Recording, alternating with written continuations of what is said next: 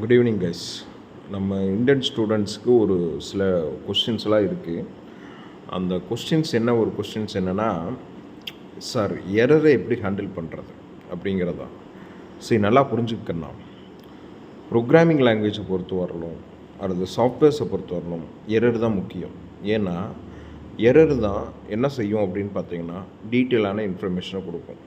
அந்த சிஸ்டம் ஃப்ளோவை கரெக்டாக வரும். ஏன்னா நம்ம ஸ்கூல் டேஸ்லேருந்து ஒரு வாழ்க்கையை பழகிட்டோம்.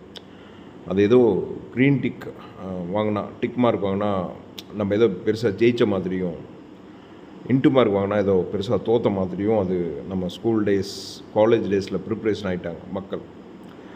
அதனால் ஒன்ஸ் இந்த டெவலப்பர் அப்படிங்கிற ஒரு ரோலுக்கு வரும்போது அந்த ரெட் கலர் மார்க் எரர்னு ஒரு விஷயம் பார்த்தாலே ஒரு மாதிரி ஆயிடுறாங்க. பீப்புள் ஒரு மாதிரி மென்டாலிட்டியாக சைக்காலஜிக்காக அஃபெக்ட் ஆகிடுறாங்க, ஒரு மாதிரி மென்டலாக அஃபெக்ட் ஆகிடுறாங்க. நல்லா புரிஞ்சுங்க. ஒரு எரர் வரணும், அந்த எரரை ஹேண்டில் பண்ணணும், அதுக்கான வலிமையை தயார்படுத்தணும். அதுதான் உங்களுடைய ஒரே இன்டென்ட்டாக இருக்கணும். எரரே வரக்கூடாதுன்னு சொல்லி ப்ராஜெக்டில் வேலை செய்யக்கூடாது, ப்ரோக்ராமில் வேலை செய்யவே கூடாது. முழுக்க எரர் வரணும், அதை ஹேண்டில் பண்ணணும், அதை பற்றி 360 டிகிரி அனலைஸ் பண்ணணும். இன்றைக்கி அனலைஸ் பண்ணுறதுல சிம்பிள், ஸ்டாக் ஓவர்ஃப்ளோ, எந்த டெக்னாலஜி போட்டுக்கேன், எல்லாத்துலேயும் எரர் வித் சொல்யூஷன், அதில் எது பெஸ்ட்டு சொல்யூஷன் எல்லாமே அங்கேயே இருக்குது.